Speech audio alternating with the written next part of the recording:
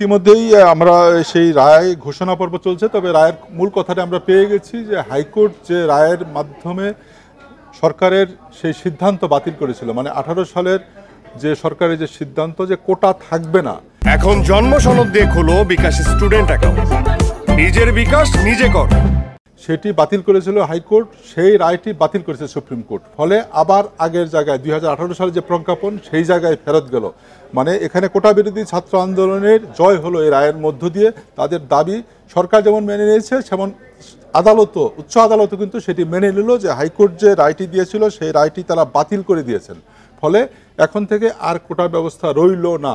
এখন সরকারের আমি অনুরোধ করব আপনি দর্শকদের উদ্দেশ্যে যদি একটু বিস্তারিত বলতেন যে না, আমি দর্শকদের জানাতে চাই যে গত কয়েকদিন যাবৎ যে একটা কোটা আন্দোলন নিয়ে যে অস্বস্তি, যে একটা সহিংস পরিস্থিতির মধ্যে দেশবাসী ছিল, তার একটি ইতিবাচক সমাধান আজকে কিন্তু ঐতিহাসিক একটি ঘটনাই ঘটলো।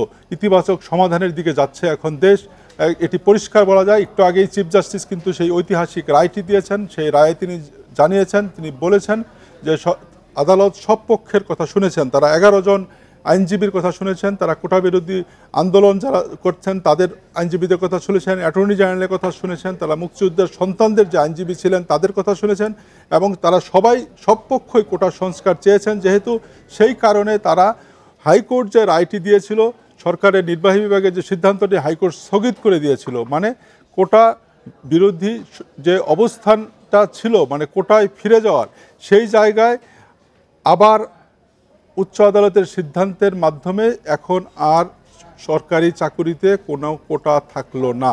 মানে আজকের এই রায়ের পর কিন্তু আবার পরিষ্কার হয়ে গেল যে সরকারি চাকরিতে এখন আর কোনো কোটা থাকছে না।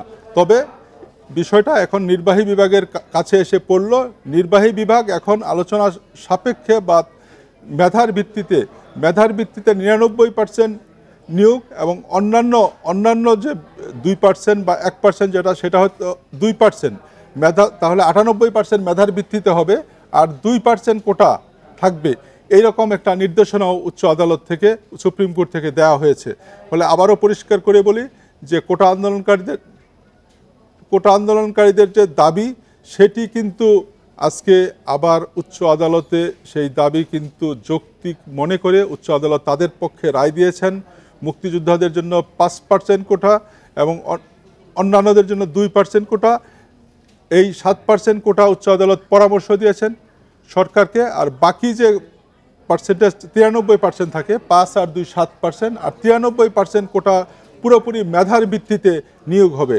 এবং আমি মনে করি যে এটা কোটা বিরোধী আন্দোলনের একটি যৌক্তিক একটা বিজয় হয়েছে এবং নৈতিক বিজয় হয়েছে, এবং আমি মনে করি এর মধ্য দিয়ে সব পক্ষ যে আজকে আদালতে এক হয়েছে, এটি বাংলাদেশের বিজয় হয়েছে। দেখুন 5% কথা তারা বলেছিল, খুব বেশি কিন্তু পার্থক্য হয়নি, 2% শুধু যুক্ত হয়েছে, বেশিরভাগটাই চলে গেছে তাদের সিদ্ধান্তের দিকে। এবং আওয়ামী লীগের সাধারণ সম্পাদক কিন্তু 20% কোটার প্রস্তাব করেছিলেন, কিন্তু আমরা দেখলাম যে কোটা বিরোধী ছাত্ররা যে দাবি করেছিল, রায়টি কিন্তু সেদিকেই বেশি প্রতিফলিত হয়েছে। মানে জনগণের যে চাওয়া এবং ছাত্রদের যে দাবি, সেটি কিন্তু প্রতিফলিত হয়েছে এই রায়ে। তো এটি একটি আমরা মনে করি এটি একটি ঐতিহাসিক রায়, এবং উচ্চ আদালত মানুষের ভাষা বুঝেছেন এবং মানুষের ভাষা এবং ছাত্রদের ভাষা বুঝে যে ঐতিহাসিক রায়টি দিয়েছেন। আমি মনে করি ছাত্ররা তাদের ঘরে ফিরে যাবে এবং মেধার ভিত্তিতে সরকারি চাকরিতে নিয়োগ এর যে দাবিটি, সেটি একটি যৌক্তিক দাবিতে পরিণত হয়ে আজ ঐতিহাসিকভাবে সেটি স্বীকৃত হলো। এবং আমরা এটি আশাই করতে পারি ভবিষ্যতে আমাদের যারা নেতৃত্ব দেবেন, আমাদের সিভিল সোসাইটি বলেন, আমাদের প্রশাসন বলেন, তারা মেধাবীরাই সেখানে নেতৃত্ব দেবেন। ফলে এটি কিন্তু ঐতিহাসিকভাবে আজকে প্রতিষ্ঠিত হলো।